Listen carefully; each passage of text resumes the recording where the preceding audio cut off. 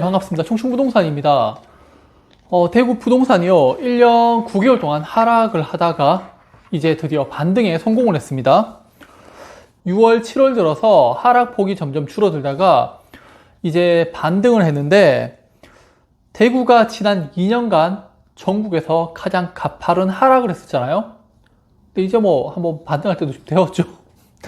네, 계속 말씀드리지만요, 무주택자분들은 이번 기회를 잘 살려서 내 집 마련을 좀 하셨으면 좋겠습니다. 그리고 9월 11일 평일 오전입니다. 대구 부동산 관리에서 오프라인 강의를 마련했고요. 관심 있으신 분들은 카페에서 신청을 하시면 됩니다. 이번에 발표한 부동산 감정원 자료예요.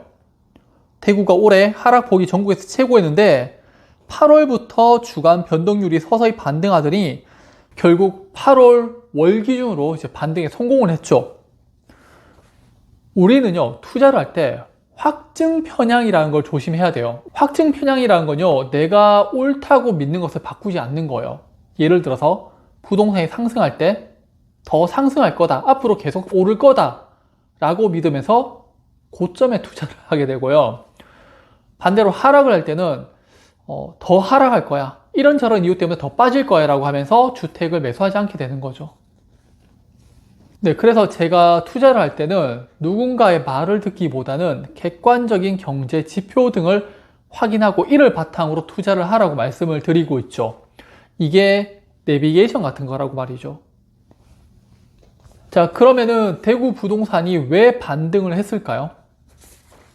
우선 한국은행 자료인 가계 신용을 보면요, 작년 4분기부터 가계 신용이 조금 하락을 하다가 올해 1분기에 강하게 줄어든 것을 볼 수가 있죠. 하지만 올해 2분기에 다시 상승을 합니다. 자, 대출이 증가를 했다는 것은 유동성이 증가를 했다는 거죠. 미국은 여전히 고금리를 유지하고 있고 1분기에 특례 보금자리론을 풀었었는데 유동성은 감소했었죠. 근데 2분기에 이렇게 증가했다는 것은 제 생각에는 50년 주택담보대출이라고 저는 봅니다. 사실 저는 오늘요, 50년 주택담보대출에 대해서 좀 이야기를 드리고 싶었어요. 이게 얼마나 좋은 상품인지, 그리고 사람들이 얼마나 왜곡된 시선으로 그 상품을 바라보고 있는지를 좀 알려드리기 위해서인데, 초장기 주택담보 도입은요, 세계적인 추세 중에 하나인데, 우리 DSR이라고 해서 1년 동안에 갚아야 하는 대출을 소득으로 이제 나눠서 계산을 하는 거죠. 그럼 대출 기한을 늘려가지고 1년에 갚아야 하는 대출 금액을 줄이게 되면은 내가 갚아야 하는 대출 한도를 증가시켜 주거나 또는 뭐 대출이 안 되었었는데 대출이 나올 수도 있겠죠.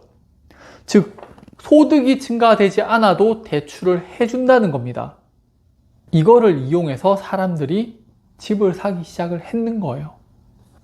다시 이거를 정부 정책으로 돌아오게 되면요, 굳이 금리 인하를 하지 않더라도 유동성 공급 정책을 펼쳤는 거고, 전 세계는 지금 인플레이션 때문에 난리인데 우리나라는 금리 인상을 멈춰버렸죠. 그리고 특례 보금자리론을 이용해서 돈을 풀어버리고 이제는 50년 주택담보대출까지 쓰면서 전형적인 인플레이션 정책을 펼치는 거예요. 부동산이 안 올라가는 게 이상한 거죠. 자, 그런데 이 상품을 다르게 보신 분들이 있어요. 50년 동안 이자를 갚아야 되면 평생 빚을 갚아야 된다라고 이야기를 하시는데, 이게 정말 왜곡된 시선으로 바라보는 게 뭐냐 하면요, 자, 주택 비용이라는 관점으로 보셔야 돼요. 내가 집을 사서 50년 동안 주택담보대출을 이용해서 이자를 갚는다. 이것도 주택 보유 비용이에요.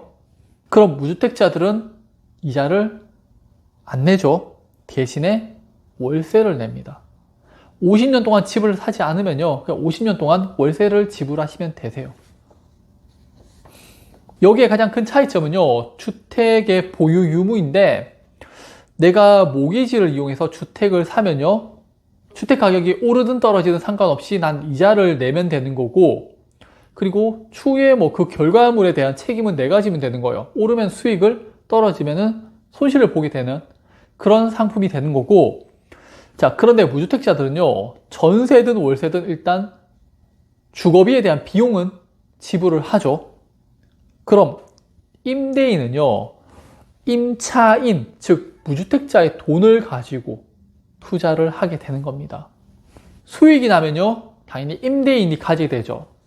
손실이 나면요, 네, 경매 처분해버리겠죠. 이게 최근에 부동산 가격이 급락을 하니까 뭐 전세 사기라고 해서 걸리는 건데, 만약에 부동산 가격이 올랐잖아요. 그 전세 사기꾼들은요, 성공한 투자자가 되어버리는 겁니다. 아이러니하죠. 대구 부동산은요, 최근에 가장 몇 년간 저렴한 가격에 움직이고 있고, 우리나라 정부는 계속적으로 돈을 풀고 있고, 미국은 내년부터 금리 인하할 가능성이 상당히 높죠. 네. 좋은 선택 하셔가지고 좋은 결과 있길 빌겠습니다. 감사합니다.